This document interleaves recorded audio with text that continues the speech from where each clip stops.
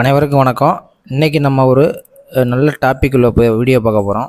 Mutual fund அப்படிங்கிறது நிறைய பேர்த்துக்கு இப்போ ஒரு மேஜிக்காக இருக்கும். என்னடா எல்லாரும் மியூச்சுவல் ஃபண்டில் சேவிங் பண்ண சொல்கிறாங்களே.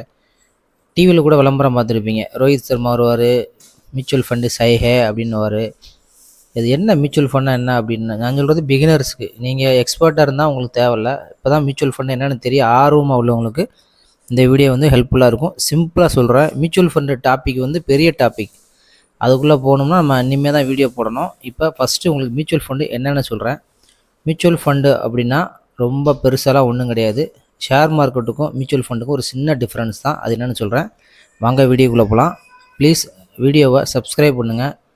கமெண்டில் வீடியோவில் ஏதாவது தரம் குறைவாக இருந்தால், video quality, audio quality, make பண்ண விதம் தரமாக ஏதாவது குறைபாடாக இருந்தால் நீங்கள் சொல்லலாம். எனக்கு வீடியோவை டிஜிட்டல் மயமாக சீன் க்ரியேட் பண்ணி மேக் பண்ணுற டைமில் ஏதோ என்னால் தெரிஞ்ச நாலேஜை நான் உங்களுக்கு சொல்ல விரும்பப்படுறேன். அதனால் நோட்டில் எழுதி உங்களுக்கு வீடியோவை போடுறேன்.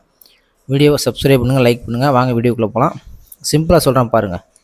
நீங்கள் பேங்க் சேவிங்கில் பண்ணிங்கன்னா உங்களுக்கு மெயின் என்ன இருக்கும், வட்டி குறைவாக இருக்கும். அதாவது ஃபிக்ஸ்டு வட்டியாக இருக்கும். ஃபிக்ஸ்டு வட்டினா 7%, 8% அப்படின்னு ஃபிக்ஸ்டு வட்டியாக இருக்கும். இது வரைக்கும் பேங்க் வட்டி உங்களுக்கு 7%க்கு அதிகமாக வட்டி போனதே கிடையாது. ஒன்லி 8% செல்வ மகள் திட்டத்துக்கு மட்டும்தான் 8% போகிறாங்க. சரியா? ரிட்டர்ன் குறைவு. இதுதான் பேங்க்கில் உள்ள வித்தியாசம். என்னென்னா, நீங்கள் பேங்க் சேவிங் பண்ணிங்கன்னா வட்டி குறைவாக இருக்கும், ஃபிக்ஸ்டு வட்டியாக இருக்கும், ரிட்டர்ன் குறைவாக இருக்கும். இதை ஒரு சேஞ்ச் மெத்தட், இதை வந்து மாற்றுறதுக்கு இது என்ன பண்ணாங்கன்னா மியூச்சுவல் ஃபண்டு அப்படின்னு ஒன்று க்ரியேட் பண்ணுறாங்க. சரியா?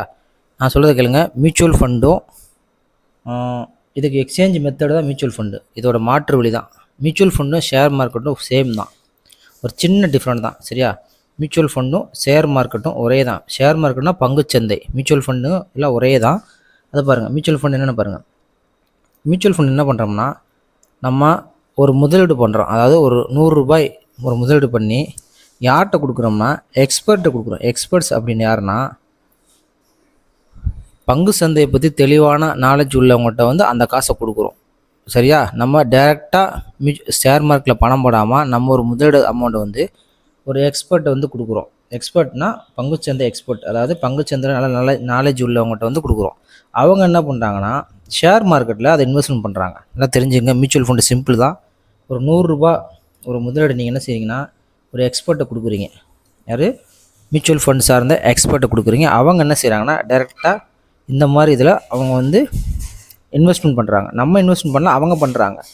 எக்ஸ்பர்ட்ஸ் இன்வெஸ்ட்மெண்ட் இதில் பண்ணுறாங்கன்னா ஸ்டாக்ஸில் ஃபஸ்ட்டு பண்ண. ஸ்டாக்ஸ்னால் பங்குச்சந்தை, பாண்ட்ஸ் அப்படின்னா கடன் பத்திரங்கள், கவர்மெண்ட் செக்யூரிட்டினா கவர்மெண்ட் சம்மந்தப்பட்ட ஒரு உத்தரவாத ஒரு பாண்டில் வந்து அவங்க வந்து இன்வெஸ்ட்மெண்ட் பண்ணுறாங்க.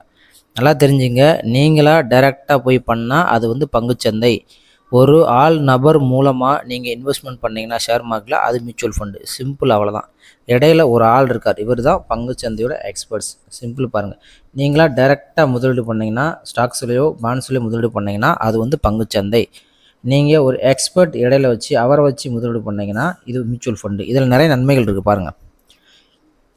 சிம்பிளாச்சு, புரிஞ்சிருச்சா? இப்போ அடிக்கிறோட்டம் எல்லோரும் சொல்லுவாங்க, எஸ்ஐபி வச்சுருக்கேன், நான் எஸ்ஐபி போடுறேன் அப்படின்னு. எஸ்ஐபிலாம் ஒன்றும் கிடையாது, அது ஒரு தவணை தான். மியூச்சுவல் ஃபண்டில் எஸ்ஐபிங்கிறது சிஸ்டமேட்டிக் இன்வெஸ்ட்மெண்ட் பிளான். அதாவது மாதம் ஒரு அமௌண்ட்டை வந்து நீங்கள் இன்வெஸ்ட்மெண்ட் பண்ணுறதான் சிஸ்டமேட்டிக் இன்வெஸ்ட்மெண்ட் பிளான், எஸ்ஐபி. அதாவது இதை வந்து தவணைன்னு சொல்லலாம், இஎம்ஐலாம் எதுனாலும் சொல்லலாம். ஆனால் மியூச்சுவல் ஃபண்டில் இந்த வேர்ட்ஸ் வந்து அதிகமாக யூஸ் ஆகும். நீங்கள் எஸ்ஐபி ஒருத்தர் போடுறாரு அப்படின்னாலே அது வந்து எஸ்ஐபினாலே அது மியூச்சுவல் ஃபண்டில் தான் போடுறாங்கன்னு அர்த்தம். சரியா? இந்த வேர்டு வந்து மியூச்சுவல் ஃபண்டில் அதிகமாக வரும். இன்னும் நிறைய வேர்ட்ஸ்லாம் அதிகமாக யூஸ் ஆகும். இவ்வளோ தான் போதும்.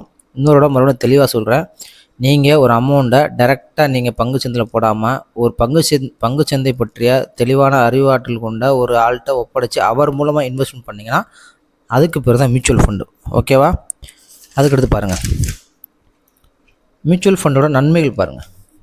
மியூச்சுவல் ஃபண்டு நன்மைகள்னால், இப்போ நீங்கள் ஒரு பேங்க் டெபாசிட்டோ இல்லை ஒரு அமௌண்ட்டு பண்ணுறீங்கன்னா ஒரு குறிப்பிட்ட அமௌண்ட்டு வந்து அதிகமான அமௌண்ட் வந்து நீங்கள் இன்வெஸ்ட்மெண்ட் பண்ண வேண்டியதாக இருக்கும். அதாவது நிறையா அமௌண்ட் பண்ண வேண்டியது, பெரிய அமௌண்ட் பண்ண வேண்டியது. ஆனால் நீங்கள் மியூச்சுவல் ஃபண்டில் ஒரு 100 ரூபாய் இருந்தால் கூட போதும், இல்லை ஒரு 50 ரூபாயோ ஒரு 100 ரூபாய் இருந்தாலே நீங்கள் அழகாக மியூச்சுவல் ஃபண்டில் இன்வெஸ்ட்மெண்ட் பண்ணலாம். இதுதான் ஒரு பெஸ்ட்டு ஆப்ஷன் இதில் இருக்கிறது.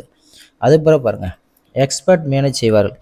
நீங்கள் எதை பற்றி நாலேஜ் இருக்குன்னு தேவையில்லை. நீங்கள் ஒரு அமௌண்ட்டை மியூச்சுவல் ஃபண்டில் நீங்கள் எக்ஸ்பர்ட்டை கொடுக்குறீங்க. எக்ஸ்பர்ட் அப்படின்னா ஒரு துறை சார்ந்த வல்லுநர்கள்ட்ட தான் நீங்கள் ஒப்படைக்கிறீங்க. அவங்க தான் அந்த பணத்தை வந்து இன்வெஸ்ட்மெண்ட் பண்ணுறாங்க. அதனால் அவங்க வந்து நஷ்டம் அடைறதுல வந்து கொடுக்க மாட்டாங்க. உங்களுக்கு லாபம் கொடுக்கணும் தான் அவங்க கொடுப்பாங்க. அதனால் அவங்கள்ட்ட ஒப்படைக்கிறனால அவங்களுக்கு சந்தை பற்றிய நாலேஜ் ஃபுல்லாக இருக்கும். அவங்க தான் அதை இன்வெஸ்ட்மெண்ட் பண்ணுவாங்க. Long term wealth mutual fund என்ன சொல்லுவாங்கன்னா, ஆர்டி, ஃபிக்ஸட் டெபாசிட் இந்த மாதிரி ஷார்ட் டேர்மாக இருந்தால் லாபம் வராது. ஒரு 15 வருடங்களோ 30 வருடங்களோ அந்த மாதிரி இன்வெஸ்ட்மெண்ட் பண்ணால் தான் ஒரு நல்ல லாபம் வரும் அப்படின்வாங்க. இன்ஃப்ளேஷன் ஈக்குவல் அப்படின்னா பணவீக்கம். அந்த பணம் அந்த சம்மந்தமாக நீங்கள் விலைவாசி ஏற ஏற இதோட இன்ட்ரெஸ்ட்டும் கூடி உங்களுக்கு அந்த ஒரு கிடைக்கிற அமௌண்ட் வந்து பணவீக்கத்துக்கு ஏற்ற மாதிரி உங்களுக்கு அது நல்லா இருக்கும். அதாவது பணவீக்கத்துக்கு ஏற்ற மாதிரி உங்கள் செலவுக்கு ஏற்ற மாதிரி அது லாபமும் கிடைக்கும். டிசிப்ளின் இன்வெஸ்ட்மெண்ட் நீங்கள் எஸ்ஐபியில் மாதம் போகிறோன்னா ஒரு ஒழுக்கமான இன்வெஸ்ட்மெண்ட் பண்ணாலே உங்களுக்கு ஒரு பெரிய அமௌண்ட் கிடைக்க சான்சஸ் இருக்குது. இதே அதோட நன்மைகள். ரிஸ்க்கு பாருங்கள், நான் மறுபடியும் சொல்கிறேன். இதில் வந்து பெர்சன்டேஜ் வந்து உங்களுக்கு மினிமம் 10%, 9% இந்த மாதிரி அதிகமாக கிடைக்கும். 10, 9, 11, இந்த 12 இந்த மாதிரி கிடைக்கும். ஆனால் ரிஸ்க்கு, மார்க்கெட் ரிஸ்க்கு. இதுவும் பங்குச்சந்தை ஒன்று தான் சொல்லிட்டேன். இந்த அமௌண்ட்டையும் அவங்க பங்குச்சந்தையில் தான் போடுறாங்க. பங்குச்சந்தையோட ஏற்ற இறக்கம் உங்களுக்கு தெரியும், நியூஸில் கேட்டிருப்பீங்க. ஒரு போரோ ஒரு இயற்கை ஒரு பேரழிவு வந்தால் கூட பங்குச்சந்தையில் ஏற்ற இறக்கம் இருக்க தான் செய்யும். சடன்லியாக நீங்கள் இப்போ 10% போகும், சடன்லியாக நீங்கள் 2% வந்துடும். அதனால் இது உறுதி இல்லை, ரிஸ்க் இருக்குது. அதனால் பங்குச்சந்தை உயர்ந்தால் மியூச்சுவல் ஃபண்ட் உயரும். அதான் பங்குச்சந்தையோட மதிப்பு உயர்ந்தால் மியூச்சுவல் ஃபண்டில் இன்ட்ரெஸ்ட் கூடும். 10, 8% அப்படி கூடும். சரியா? ஒரு சிம்பிளாக சொல்லிட்டேன். மியூச்சுவல் ஃபண்டுங்கிறது இதுதான். ஒரு ரொம்ப குழப்பலாம் உங்களை இல்லை. இவர் பெரிய விஷயம் ஒன்றும் கிடையாது. மியூச்சுவல் ஃபண்டுங்கிறது தெளிவான இதை பற்றி வீடியோ சொல்லியாச்சு. வீடியோவை லைக் பண்ணுங்கள், ஷேர் பண்ணுங்கள். இதை இனிமேல் மியூச்சுவல் ஃபண்டில் உங்களுக்கு கிளியராக என்னென்ன இருக்குது அப்படி சொல்கிறேன். நீங்கள் எப்படி எந்த ஆப்பில் ஓப்பன் பண்ணலாம் அதையும் சொல்லிடுறேன். வீடியோ பிடிச்சிருந்தால் லைக் பண்ணி ஷேர் பண்ணுங்கள். நன்றி, வணக்கம்.